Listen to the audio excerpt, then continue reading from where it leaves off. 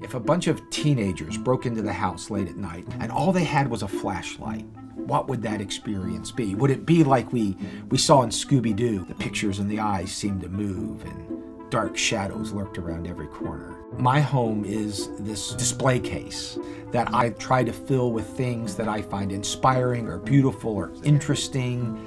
And I know homes are associated with family and happiness and those sorts of experiences. But to me, a home is a place to share the experiences that I've gained over a lifetime. So when I was a kid, I was fascinated with that borderline between what's real and what's not. Witchcraft, Ouija boards, secret societies. But of all those things, the one thing I could actually kind of get my hands on was magic.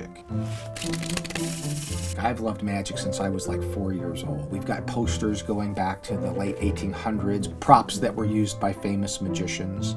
So here are some of the stranger things in my collection. This is where I keep a lot of my taxidermy, my tribal art, and some genuine magic artifacts. Over here is a stuffed grizzly bear. We call him Barry, because he's Barry the Bear. Unfortunately, having a dog as we have, one of the feet has become victim to a very hungry dog. This shelf is actually part of the horse cart that some witch would use to go from town to town and sell her services. This is one of the newer residents in our collection. This is a legitimate medical training skeleton, and as you can see, it is in a Masonic coffin. Inside this little box, we have a doll. She was rescued after a fire.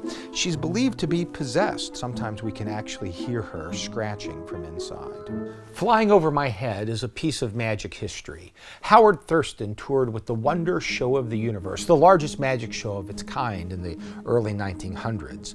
This particular prop was used in Thurston's show to allow it to seem as if women could float into the air and disappear before their very eyes. So as a magician, I love creating experiences for people. And this is kind of reflected in my approach to my house. So not only do I want the place to look interesting, but I also want your experience as you navigate through it to have surprises and moments to learn about new things.